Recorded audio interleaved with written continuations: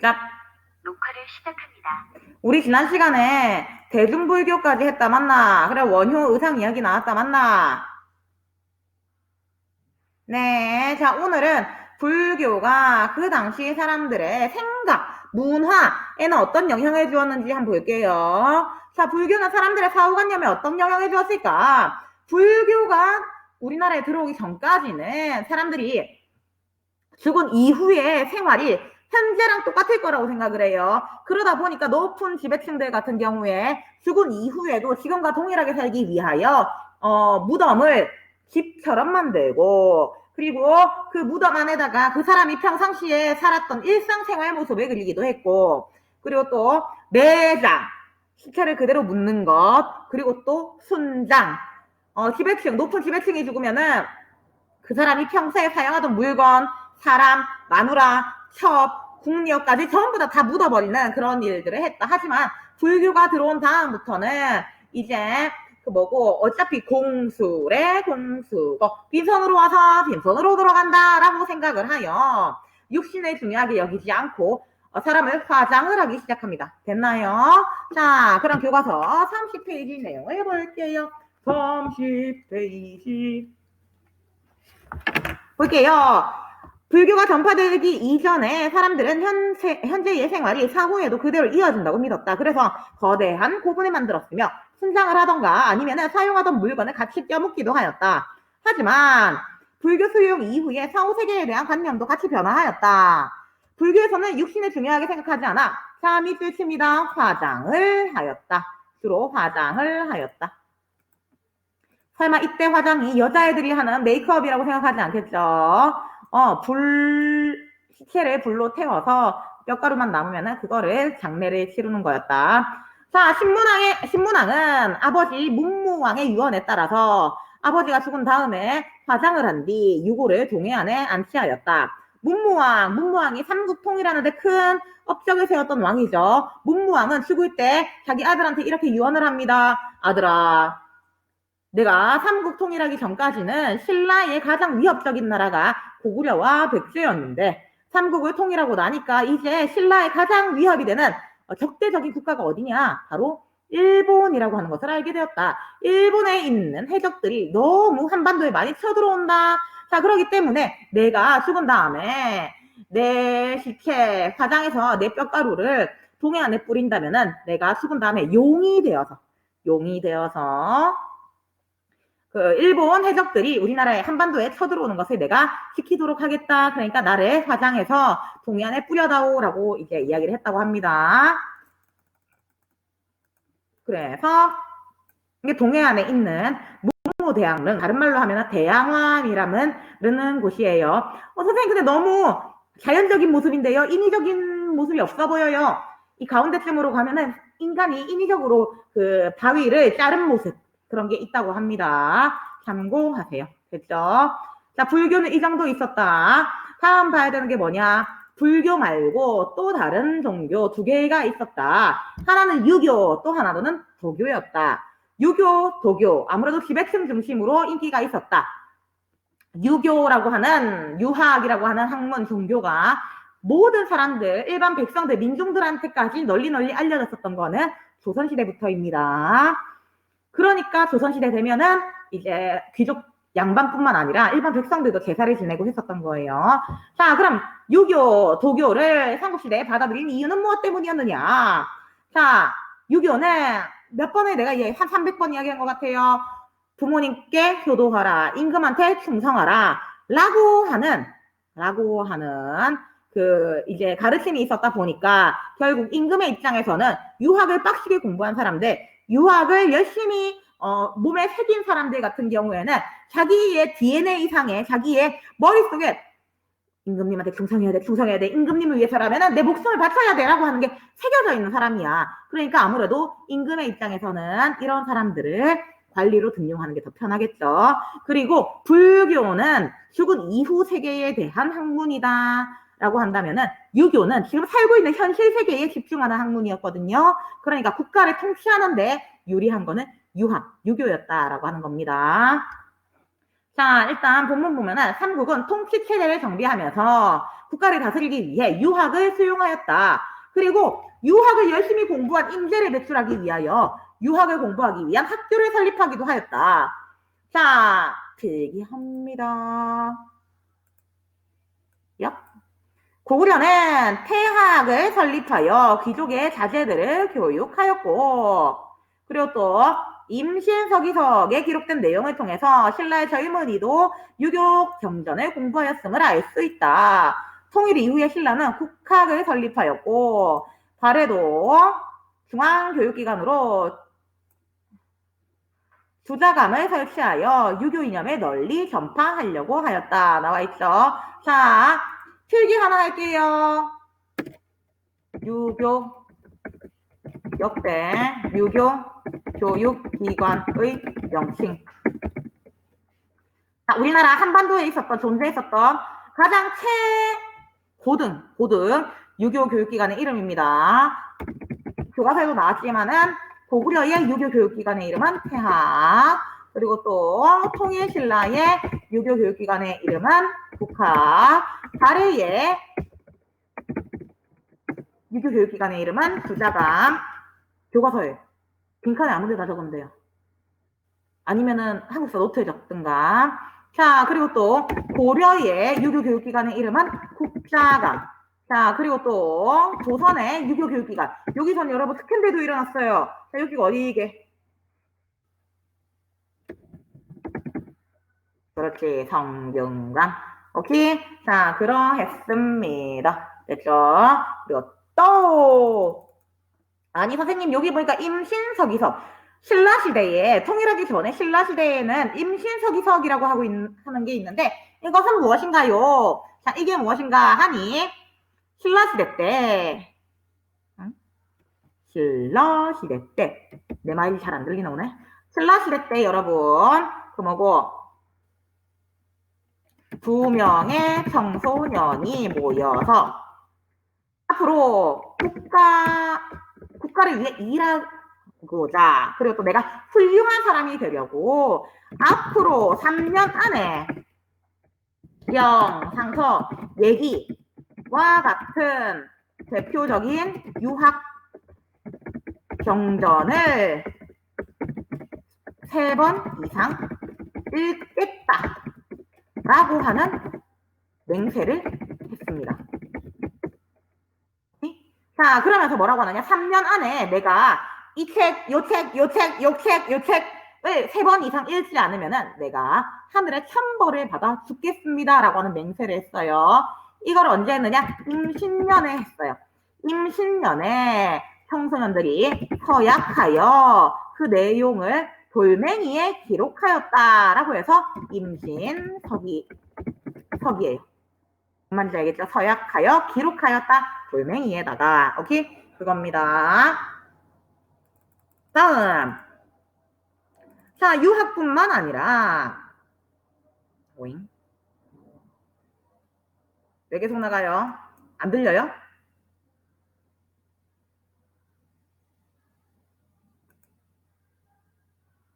응?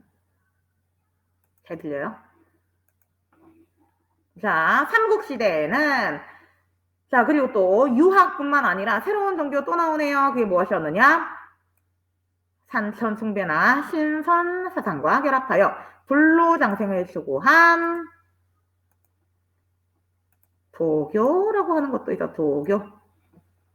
도교의 궁극적인 목적은 무엇이냐? 진시황이랑 똑같아요. 불로장생. 내가 죽지 않고 영원히 현실 세계에서 사는 것.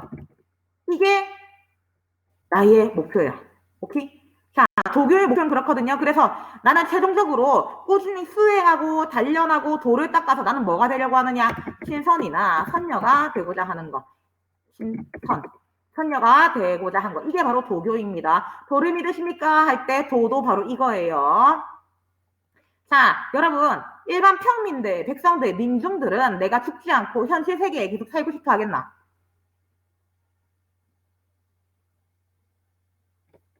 노노노노, 절대 아닙니다. 일반 백성들은 내가 현실이 너무 괴롭고 죽을 것 같고 내가 무슨 죄를 저질렀길래 내가 이렇게 흑수저로 태어났고 막 이렇게 생각을 한단 말이에요. 그렇기 때문에 삼국시대에 도교를 믿었다. 내가 죽지 않고 영원히 살고 싶다라고 하는 사람들은 보통 거의 99.9%가 귀족이에요. 오케이?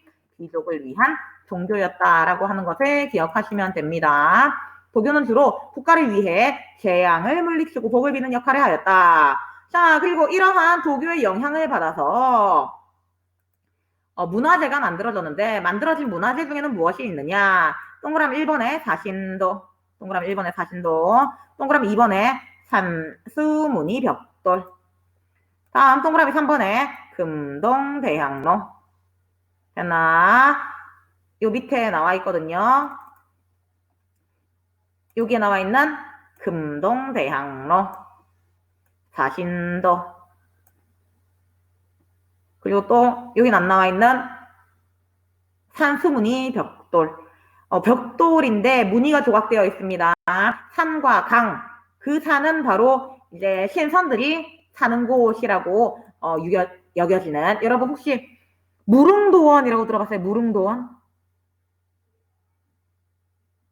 막 게임 이런 거 보면은 무릉도원 막 이런 거 있잖아요. 무릉도원이 바로 신선이 사는 그 장소의 이름이래요.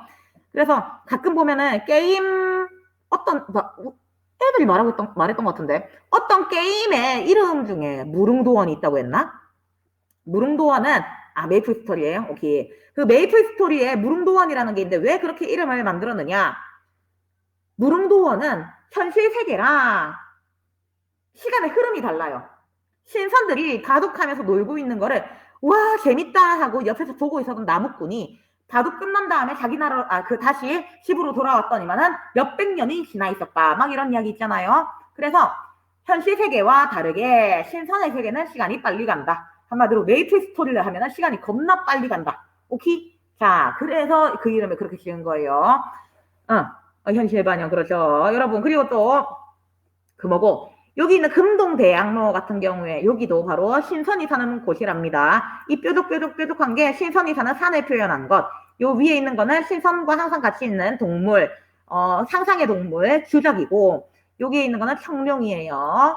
자, 그리고 여기 있는 거는 현무. 거북이의 몸에 한쪽에는 거북이 머리, 한쪽에는 뱀의 머리가 있습니다. 자, 그리고 또 이거 말고 한 개 더, 그 뭐고 도교의 영향을 받아서 만들어진 문화재가 있거든요. 자, 내가 그림 그릴 테니까 한번 맞춰보세요.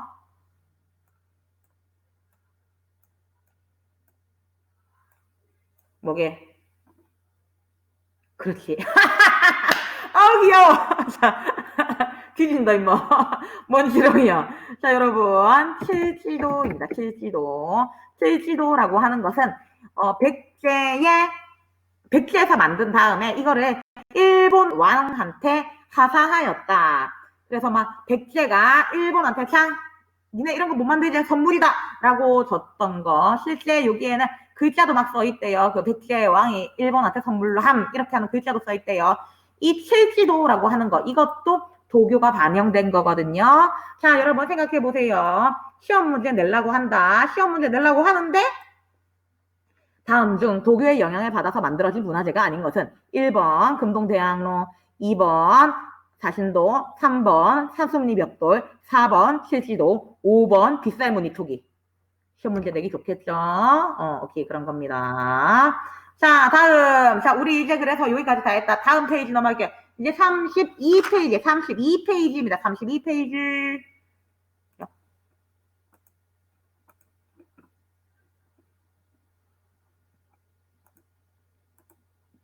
32. 자, 32페이지에 호족 새로운 사상을 수용하다. 자, 여기 있는 내용은 무엇이냐? 이제 통일신라가 망하게 되는 내용이 바로 여기 나옵니다. 통일신라가 망할 거예요. 통일신라 망하고 신라의 힘은 약해지고 신라 왕의 왕권이 약해지고 육두품도 같이 약해지고 진골귀족 강해지고 왕은 죽고 살해당하고 왕이 계속 바뀌고 그러나 결국 후고구려 후백제 세워지고 후삼국이 통일되는 그 이야기를 배울 거예요. 됐죠? 자, 그러면은 어디 보자. 일단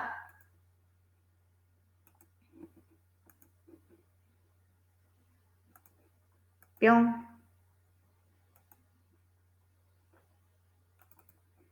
채팅창에도 여기에 필기되어 있는 거 파일 올렸습니다. 나중에 여러분 한국사 노트에 필기하시거나 하면 됩니다. 교과서에 너무 난잡하게 돼 있어가지고 일단 내가 보기 좋게 정리를 했어요. 자, 볼게요. 지금부터 설명할 때 여러분 일부러 채팅창도 같이 활용할 겁니다. 그러니까 여러분 채팅창도 같이 보세요. 옛날에 신라의 역사를 3등분을 하였다. 신라의 역사의 흐름에 따라서 시간이 지나가는 거에 따라서 3등분을 하였는데 이 3등분을 어떻게 하느냐? 상, 중, 하 이렇게 나눕니다. 신라 1단계가 신라 상대, 2단계가 신라 중대, 3단계가 신라 하대예요. 자, 그럼 상중하를 나누는 기준은 무엇이냐? 신라 상대는 건국한 다음부터 통일 직전까지. 오케이? 자, 이 시기에 귀족, 진골 귀족은 강하고 왕권은 약하며, 그리고 또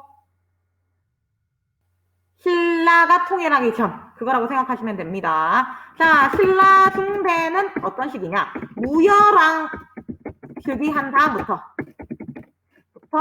해공왕까지예요. 아니 선생님, 제가 해공왕이라고 하는 사람 처음 들어봤는데요. 아니 그렇겠죠. 나도 오늘 처음 말했어요. 해공왕이 누구냐? 무열왕의 마지막 자손이에요. 마지막 후손입니다. 신라 중대에는 왕실이 통일에 큰 역할을 하였기 때문에 그 다음부터는 항상 무열왕의 후손만 왕이 되었다.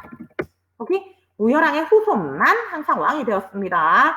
자, 처음에 왕권이 강할 때는 이 법칙이 당연하게 받아들여졌지만 문제는 무엇이냐? 점점점 시간이 가면 갈수록 왕권이 약해지게 되었다라고 하는 거지. 그러다 보니까 거의 끝날 때쯤 돼서 해공왕 왕이 어린 나이로 왕위에 오르게 되자 결국 진골 귀족들이 반란을 일으켰고 그 와중에 해동왕이 살해당하였다. 오케이? 이게 바로 중대의 특징이에요. 중대의 특징. 무열왕의 후손만 왕이 되었고 왕권은 강하였고 진골이 약해졌고 육두품이 강해졌던 시기. 오케이? 그게 바로 중대의 특징입니다. 자, 그런데 중대가 끝났어. 그럼 당연히 다시 누가 또 강해지느냐? 신라 하대는 이제 해공왕이 죽은 다음부터 그 다음부터 언제까지 해당하느냐? 신라가 망할 때까지. 그래서 진골 귀족은 강해지고 왕은 약화되고 육두품도 약해진다. 이 시기가 바로 신라 하대예요. 오늘 배우는 내용은 바로 신라 하대가 시작하는 내용입니다. 왕이 이제는 진골 귀족이라면은 하대에는 또 진골 귀족이라면 누구든지 왕위에 도전할 수 있다. 왕은 잠시라도 긴장을 늦추면은 죽임을 당할 수 있다. 그래서 신라 하대에도 강력했던 왕이 있긴 있었거든요. 강력했던 왕은 혼자서 20년을 통치하기도 했지만 약했던 왕은 3개월, 1년 밖에 유지되지 않았던 155년 동안 20명의 왕이 바뀐. 우리 지금 5년에 한 번씩 대통령 바뀔 때도 아이고 골치 아프다 하잖아요. 근데 1년에 한 번씩 대통령이 바뀌면서 중요한 정치인들이 계속 바뀐다고 생각해보세요. 정말 혼란의 시기가 오게 됩니다. 왕은 자기가 자신의 왕의 자리를 놓치지 않기 위하여 죽임을 당하지 않기 위하여 계속 관심을 쏟아야 됐고 군인, 경찰, 군인의 역할은 왕을 호위하는 것이 되며 결국 지방에 대한 관심은 없어지고 백성들은 세금만 뜯길 뿐 국가 권력에 의해서 보호받지 못한다. 그럼에도 불구하고 나라가 계속 흔들리고 있으니까 오랑캐는 쳐들어오고 그리고 또 해안가 근처는 외국, 일본 해적의 침입으로 폭포화된다. 오케이? 사람들은 세금은 내가 그렇게 미친듯이 세금을 내는데 아니 나를 지켜주는 국가의 권력이 하나도 존재하지 않는 거야. 누가 내 거를 도둑질을 했어. 하지만 이걸 신고할 경찰도 없고 나를 지켜줄 군인도 없어서 맨날 가족들이 잡혀가고 일본에 끌려가고 한 일이 반복됩니다. 자, 그런 상황 속에서 그러니까 중앙의 정치 권력이 지방의 치안과 안전 질서를 무시하고 관심 없게 되니까 이러한 무관심을 이용하여 신골 귀족이 아닌 새로운 정치 세력이 등장한다. 바로 권력의 공백. 지방에서 새로운 권력자. 호족.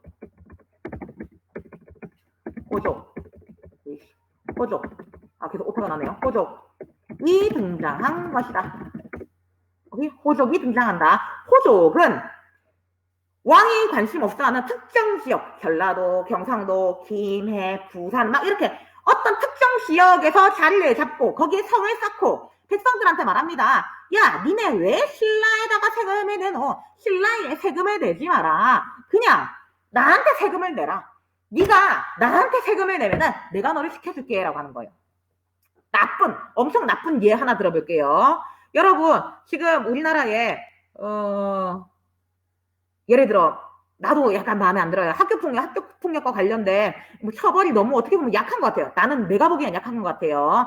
그냥 뭐 어린 애가 어렸을 때 뭐 실수한 거일 수도 있는데 굳이 그거를 갖다가 가해자라고 하는 그거를 뭐 굳이 평생 가지게 할 필요는 없잖아요. 그냥 생기부에 썼다가 뭐 지어주고 합시다. 아유 불쌍해 죽겠네. 가해자도 어린아이인데 막 이러면서 되게 약한 처벌을 해요. 근데 그런 거 치고는 피해자들은 평생을 너무 괴로워하고 하잖아요. 너무 힘들어 하잖아요. 난 그게 마음에 안 들어요. 근데 요즘에 뉴스에 보니까 이런 피해자들이 억울해하고 힘들어하고 나는 평생 동안 괴로워하는데 가해자는 하나도 안 힘들어하고 오히려 법적으로 뭐 한번 해보자. 뭐 네가 이기든지 내가 이기는지 한번 해보자. 이런 식으로 나오다 보니까 보통 보면 여러분 가해자는 여러 명이고 피해자는 한 명이잖아요. 그러니까 법으로 할 때도 힘든 거야. 그러니까 이제 너무 빡친 피해자들이 어떻게 보면은 잘못된 선택을 하게 됐습니다. 무슨 선택을 하느냐? A씨 법으로 해결이 안 되니까 내가 학교 폭력을 해결하기 위하여 어떻게 해결해야 되겠다? 학교 폭력 처리 조폭 학교 폭력을 처리하기 위한 조폭이 있대요. 깡패를 고용하는 거예요.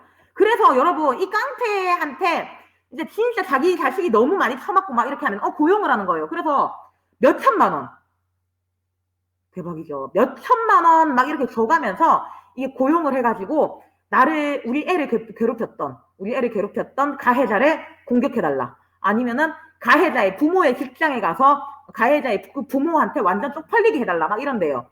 근데 사실 이렇게 되잖아. 그러니까 피해자는 마음이 너무 아프니까 그렇게 했는데 사실 이거를 신고하면은 또다시 피해자가 다시 철컹철컹하게 된대요. 오케이? 근데 여러분 이거랑 호족이랑 내가 보기에는 비슷한 것 같아요. 중앙에서 법적으로 백성들을 제대로 지켜주지 못하는 혼란의 상황에 처하게 되니까 그러니까 문제는 무엇이냐? 이 백성들이 한테 새로운 애들이 등장하였다. 조폭이 등장하였다.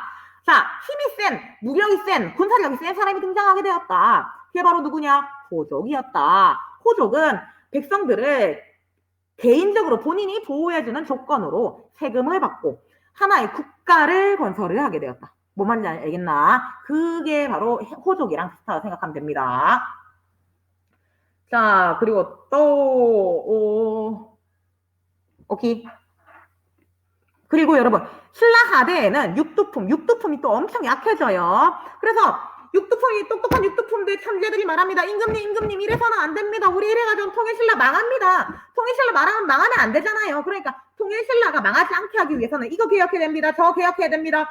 더 이상 골품제로 사람 차별하지 마세요. 사람의 능력에 따라서 고용을 해야 됩니다. 여태 있는 당나라는 과거제라고 하는 사람의 실력을 통해서 관리를 뽑는 방식을 한다고 합니다. 절대 사람의 실력을 보고 관리를 등용을 해야 됩니다. 이러면서 여러 가지 개혁 정책을 막 이야기를 해요. 근데 그러면 뭐해? 전부 다 무시해버리는 거예요. 그러니까 절망에 빠진 육두품들은 오히려 신라의 반란을 일으키는 호족과 친한 관계를 맺기도 했고, 그리고 또 육두품 중에 그래도 내가 어떻게 신라를 없애버리는데 참여를 하겠노 라고 하면서 오히려 은둔 생활 산속에 처박히는 경우도 있었고, 나의 능력을 알아주는 당나라에 가서 나의 꿈을 펼칠 거야 라고 하면서 배 타고 가가지고 당나라로 도망가 버리는 그런 사건도 있었다고 합니다. 됐나요? 오케이. 자, 그러면 일단 뿅. 우리 한번 교과서를 한번 봅시다. 교과서. 교과서. 마이크 되는 사람.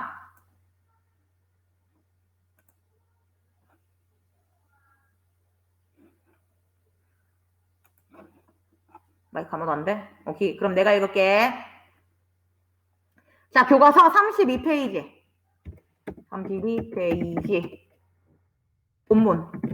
신라 말에 사회 혼란은 왜 나타났을까? 읽을게요.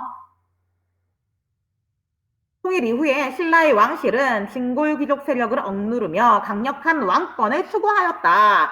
방금 내가 읽은 문장까지가 신라 중대죠. 중대. 이에 불만을 가진 진골 귀족들은 어린 나이에 해공왕이 즉위를 하자 왕권에 도전하기 시작하였다.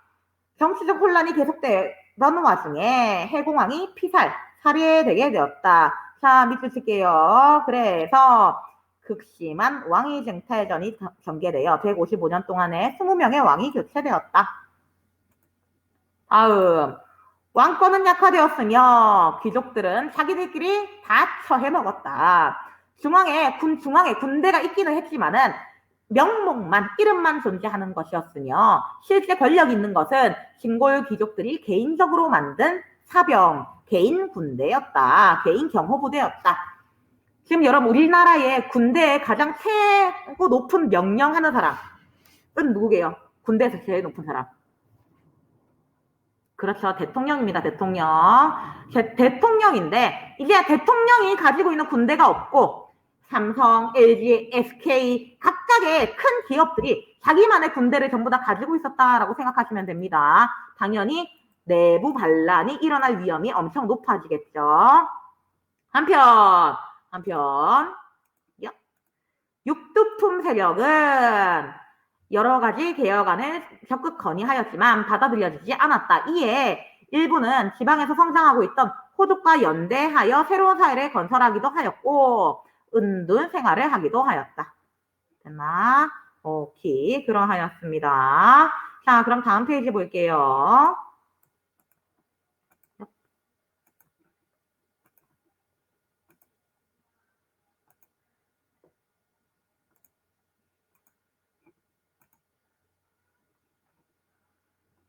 자, 호족이 등장할 수 있었던 배경은 무엇인가요? 나와 있습니다. 봅니다. 진골 귀족들은 농민들이 가지고 있던 토지를 전부 다 빼앗아서 대농장, 엄청나게 넓은 토지를 소유하고 있었다. 그리고 농민들한테 끊임없이 세금을 수탈하였다. 가혹한 수탈을 견디지 못한 농민들은 떠돌아다니던가 아니면은 소적, 백성들이 못 살겠으니까 결국 세금은 한 곳에 계속 있으면 거두러 오잖아요. 그러니까 일부러 세금을 못 걷게 하기 위하여 계속 이동 생활을 하는 겁니다. 그리고 초적이 되기도 하였으며 산적이 된 거예요. 마침내 믿으십니다. 전국 각지에서 농민봉기를 일으켰다. 농민봉기를 일으켰다. 자, 이러한 혼란 속에서 또 믿으십니다. 새로운 세력인 호족이 성장하고 있었다. 호족 중에는 진골 출신으로 경주에서 왕위 쟁탈전을 펼치다가 패배하고 돌아간 사람도 있었으며 신라의 군인이나 신라 촌락문서를 작성하던 촌주 출신도 있었다. 예를 들어 군인 출신은 누가 있냐면 견훤, 호백제를 세웠던 견훤이 바로 신라의 군인 출신이었습니다. 신라에서 하도 여기저기에 반란이 많이 일어나다 보니까 일부러 그 군대를 주면서 견훤 가서 반란 좀 진압하고 오너라라고 했대요. 그랬더니만은 견훤이 예 알겠습니다 라고 해가지고 군대를 끌고 그 지역에 가서 얘들아 니네 불만 많지? 자 내가 이제 여기에다 나라를 세우겠다 나를 따라라 라고 반전 대신 뒤통수를 때렸다고 합니다. 자 또 밑줄을 쳐볼까요? 어딨노? 호족은 스스로를 성주 혹은 장군이라 불렀다. 호족은 스스로를 성주 혹은 장군이라 불렀다. 아까도 이야기했습니다. 호족은 머리가 지능이 뛰어난 사람이라기보다는 군사력, 무력이 강한 사람이라고 이야기했습니다. 자, 그래서 그 지역의 중심지에 성을 쌓아서 그 지역이 완전 자기 거야. 거기서 세금도 걷고 군대도 만들고 경제력도 키우고 계속 그럽니다. 그 지역에 가장 힘이 센 사람이 되었다. 호족들은 농민들을 자신의 세력으로 끌어들이면서 세금도 거두고 군인도 만들고 하면서 점차 새로운 시대의 지역으로 성장해 갔다. 됐죠? 민서가 계속 안 들려요?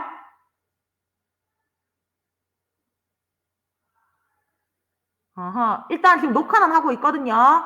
그래서 나중에 유튜브 그거를 보거나 나중에 그 유튜브 보고도 이해 안 되고 하면은 나중에 오프라인 때 와가지고 질문하든가 아니면 카톡 보내세요. 알겠죠? 이상하네. 왜 니면 안 되지? 자, 다음. 자, 여러분 또 질문할게요. 여러분 생각해보세요. 지금 당장 어떤 나라가 전쟁을 일으키려고 한다. 자, 근데 전쟁을 일으킬 때 중요한 게 있어요. 주변 나라에 욕을 안 먹으려면은 이게 있어야 돼요. 이게 뭐게? 그렇지, 명분이에요, 명분. 자, 또 채팅창이랑 동시에 할게요. 명분이 중요하다. 내가 이런 이유 때문에 행동을 한 겁니다. 내가 이런 이유 때문에 전쟁을 일으킨 겁니다. 내가 이런 이유 때문에 신라를 없애고 새로운 국가를 세운 겁니다. 라고 하는 명분, 정당성, 합리적 근거, 이런 게 필요한 거예요. 자, 그런데 호족들은 자기가 그냥 힘만 센 사람들이야. 그리고 워낙에 중앙에 있는 경주에서 지방에 관심이 없다 보니까 그 무질서 속에서 자기의 이 강한 힘으로 이제 국가를 세운 사람들이잖아. 이제 그러다 보니까 사실 합리적인 근거라든가 신라 정부가 인정을 해줬다든가 이런 거는 1도 없어요. 1도 없었기 때문에 자기가 국가를 세우고 호족이 되기 위해서는 정당한 근거, 명분이 필요했어요. 자, 그리고 이 호족들이 자신의 근거, 명분, 정당성을 얻기 위해 누구랑 손을 잡느냐? 그것이 바로 선종과 공수 지리설이었다. 자, 선종은 무엇이냐? 선종은 부처님의 경전, 가르침, 그리고 또 연불, 그리고 또 이론, 강의 이런 거가 아니라 모든 사람은 그 마음 속에 부처가 있다. 그러므로 꾸준한 수련, 수행, 기도, 참선을 거듭하면 누구나 깨달음을 얻고 부처가 될 수 있다라고 하는 이론이에요. 선종은 누구나 부처가 될 수 있다. 즉 뭐랑 비슷한 내용이냐? 진골 귀족만 왕이 되는 것이 아니다.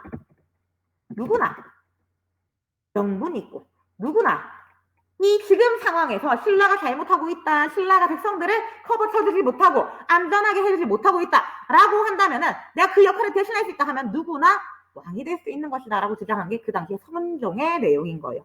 뭔 말인지 알겠죠? 그러니까 선종에 따르면은 일부의 그 뭐고 징골기정만 왕이 되는 게 아니라 힘만 있으면 누구나 왕이 될 수 있는 거지. 오케이? 자, 그리고 또 풍소지리설이 무엇이냐? 풍소지리설은 무엇이냐? 산과 강의 위치에 따라 사람이 집, 무덤, 궁궐, 수도가 어딘지 보고 이 집이 산과 강의 위치 중에 어디에 있다라고 하는 거를 보고 명당이다, 아니다, 그리고 혹은 수맥이 흐르는 곳이다, 뭐 귀신 많이 나오는 것이다, 망할 것이다, 막 이런 거 있다, 이거 맞지? 그래서 좀만 더 할게. 그래서 이 풍소지리설을 공부하는 사람들이 말합니다. 이제 경주가 명당이 아니야. 이제 어느 곳이나 명당이 될 수 있어 라고 주장을 해요. 오케이? 그래서 예를 들면은 강원도에 살고 있는 선종, 풍소지리설 하는 사람들은 강원도가 수도가 돼야 된다, 강원도에서 국가가 만들어야 된다 라고 이야기를 하고, 전라도에 살고 있는 풍소지리설 연구하는 사람들은 아니야, 이제 전라도가 국가의 중심이 되어야 된다, 전라도에 있는 호족이 왕이 되어야 된다 라고 주장을 하는 거야. 그러니까 이러한 선종과 풍소지리설을 이용해서 결국 호족들이 자신의 권력을 만들고 왕이 되려고 하였다, 국가를 세우려고 하였다. 뭔 말인지 알겠나요? 네, 다음 시간에는 선종과 풍소지리설은 왜 유행하였을까? 여기 본문 밑줄 치고 설명 한 번만 더 할게요. 여러분 안녕.